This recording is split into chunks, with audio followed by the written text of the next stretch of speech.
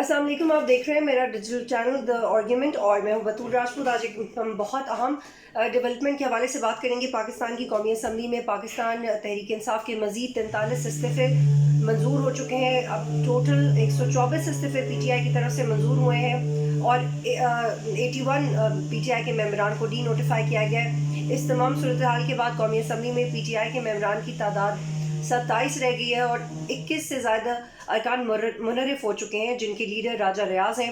فواد چودھری صاحب نے آج ایک ٹویٹ بھی کی اور اس میں انہوں نے کہا کہ قومی اسمبلی میں واپس آنے کا مقصد راجہ ریاض کو اپوزیشن لیڈر کے عہدے سے فارغ کرانا تھا، ورنہ اس قومی اسمبلی کی کوئی نمائندہ حیثیت نہیں اس میں واپس جائے۔ اس وقت شہباز شریف حکومت 172 لوگوں کی حمایت کھو چکی ہے اور حکومت بچانے کے لیے لوٹوں پر انحصار کر رہی ہے۔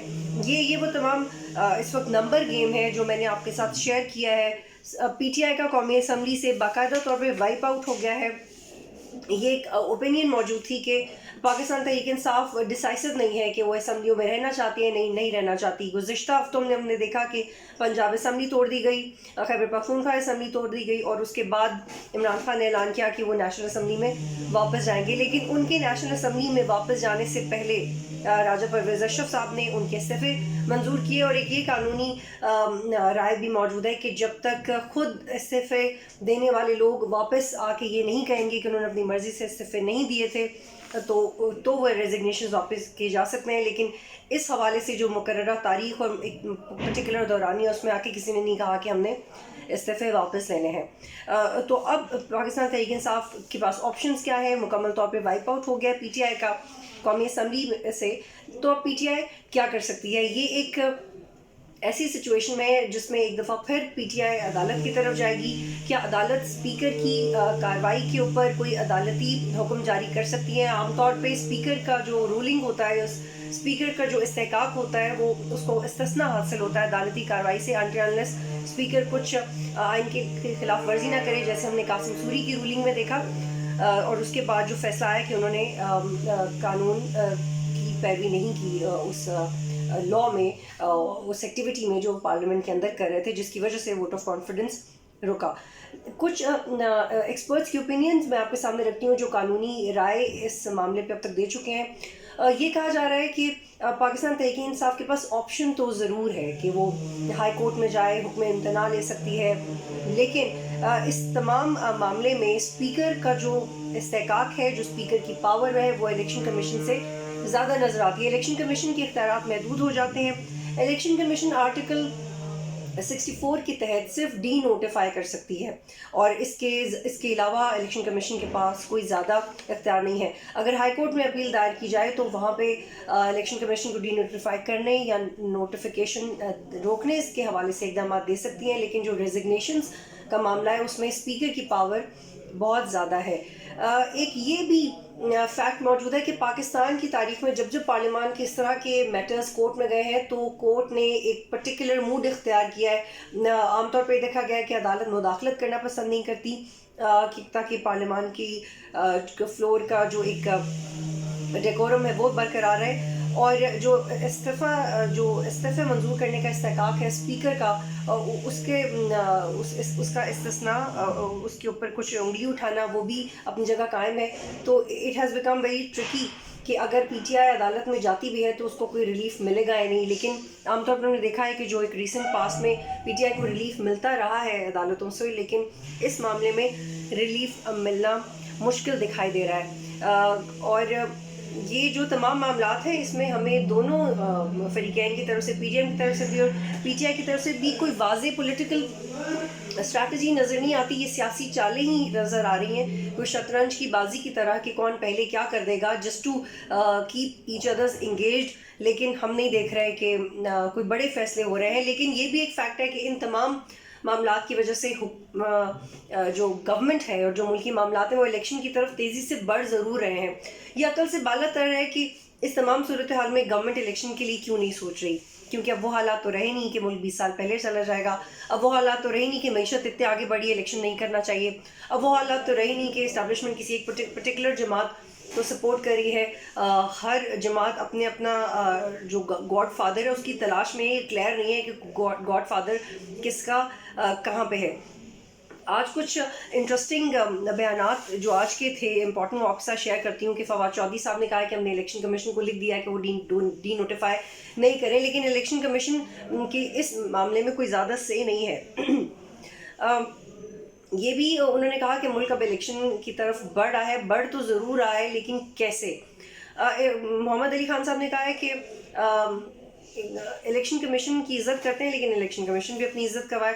خاقان عباسی صاحب، جن کو آپ ایک باغی آواز کہہ سکتے ہیں پچھلے کچھ عرصے میں، انہوں نے کہا ہے کہ جب آپ نے استعفیٰ دے دیا تو واپس لے کے اس سے کیا فائدہ ہوگا. وہ اپنی جماعت پہ بڑی کڑی تنقید کرتے آئے پچھلے کچھ عرصے میں.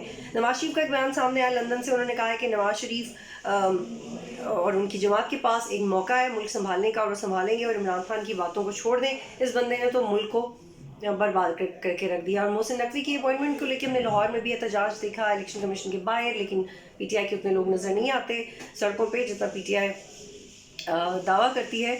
اور مریم نواز نے اس پہ کہا ہے کہ اگر محسن نقوی ٹھیک نہیں ہے تو آپ فرح گوگی کو چڑھا دیں، کیونکہ مبینہ طور پہ وہ بھی پنجاب کے معاملات عمران خان کے دور میں دیکھتی رہی ہیں. تو ان تمام ڈیولپمنٹ سے ایسا لگ رہا ہے کہ اب دوبارہ معاملہ عدالت کی طرف جائے گا.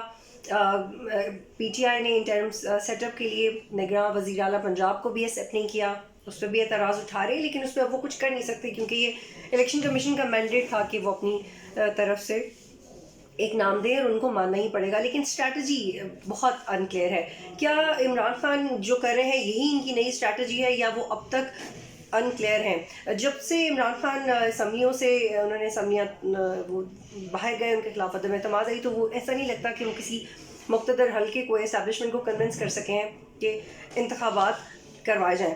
اسلام آباد میں جب انہوں نے لانگ مارچ کیا اور وہ ڈی چوک کے قریب پہنچے تو اس وقت ایسا لگ رہا تھا کہ وہ واقعی الیکشن کی ڈیٹیلز ڈسکس کریں گے اور ڈیٹ واپس لے کے جائیں گے، لیکن آل آف اے سڈن انہوں نے دھرنا ختم کر دیا اور انہوں نے کہا کہ میں 6 دن کے بعد واپس آؤں گا. اور وہ 6 دن کے بعد تو نہیں واپس آئے، بہت عرصہ خاموشی رہی. پھر دوبارہ وہ اکتوبر میں جب انہوں نے مارچ شروع کیا تو پھر ان پہ اٹیک ہوا، اور دوبارہ پھر انہوں نے اپنے سپورٹرز کو لاہور بلائے، اور اس کے بعد پھر مارچ تو شروع نہیں ہوا لیکن انہوں نے اسمبلیاں توڑ دی. تو اب عمران خان چاہتے ہیں کہ نگراں سیٹ اپ میں ان کی سے ہو. اب ان کی سے ہوتی ہوئی دکھائی نظر نہیں آ رہی because he has this golden opportunity to not leave the assemblies, لیکن انہوں نے اسمبلی سے باہر رہنا پسند کیا. اس وقت بھی ان کو یہ مشورے دیے جا رہے تھے کہ آپ اسمبلی میں رہ کے ایک تگڑی اپوزیشن بنے، لیکن وہ یہ نہیں کرنا چاہتے تھے. تو ریسنٹ پاسٹ میں 2 بڑی سیاسی غلطیاں ہمارے ملک کی میں آپ کو بتاتی ہوں کہ پی ڈی ایم کو گورنمنٹ میں نہیں آنا چاہیے تھا، عمران خان کو نہیں بھیجنا چاہیے تھا. عمران خان اپنا اقتدار پورا کرتے، وہ اپنا کام پورا کرتے اور پھر الیکشن سے آتے، کیونکہ اب ان سے بھی ملک سنبھالنا نہیں چاہ رہا ہے کہ بے بڑی سیاسی غلطی. اور پھر عمران خان کا اسمبلیوں سے باہر چلے جانا، استعفے دے دینا اور پھر واپس آنے کے لیے کہنا ایک اور بڑی سیاسی غلطی. تو سیاسی غلطیوں پہ غلطیاں ہم دیکھ رہے ہیں، سیاسی مسائل کا کوئی حل نہیں دیکھ رہے. اس سب میں ایک بڑا عام پوائنٹ ہے جو اردو نیوز نے بڑا ایکسٹینسولی اس پہ انالیسز لکھا ہے، بڑا اچھا لکھتے ہیں اردو نیوز کے لکھاری. ایک بڑا تگڑی اوپینین سامنے آئی کہ جو پی ڈی ایم ہے یا جو حکمران جماعت ہے ان کو بھی بڑکپن کا مظاہرہ کرنا چاہیے تھا. ایک طرف وہ یہ کہتے رہے کہ آپ آئیں اسمبلی میں، کیوں نہیں آئے، کام کریں، مل کے کام کرتے ہیں. اور جب عمران خان نے ایونچولی کہہ دیا کہ I want to come back to assembly, تو راجہ پرویز اشرف صاحب نے ان کے استعفے مرحلہ وار قبول کر لیے. اس کا مطلب یہ ہے کہ جو پارلیمنٹ کا فلور ہے اس پہ بھی آپ پلے کر سکتے ہیں پولیٹیکلی. کیا پی ٹی آئی کو چانس نہیں ملنا چاہیے تھا؟ تو یہ اٹ شوز کہ اس وقت کسی کی بھی توجہ قانون کی امپلیمنٹیشن پہ نہیں ہے. اس وقت کسی کی توجہ ملک کی ترقی کی طرف نہیں ہے، بلکہ اپنا اقتدار سنبھالنے کی طرف ہے. کچھ عام اکانومک ڈیٹیلز آپ کے ساتھ شیئر کرتے ہیں. بہت بری حالات ہیں اکانومی کے، اور شرح سود میں اضافہ ہو سکتا ہے. یہ اسٹیٹ بینک کے گورنر نے کہا، انہوں نے کہا کہ 100 پوائنٹس کا اضافہ کیا جا رہا ہے، 16% سے بڑھا کے 17% شرح سود بڑھائیں گے. مہنگائی 24% ہے، اور یہ تمام اقدامات اس لیے کرنے پڑے ہیں کیونکہ عالمی IMF کی طرف سے پریشر ہے.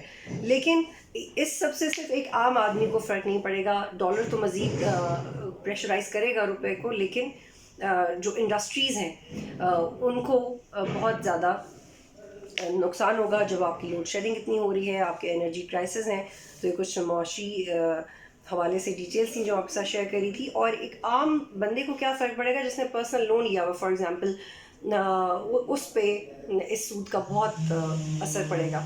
بہت شکریہ.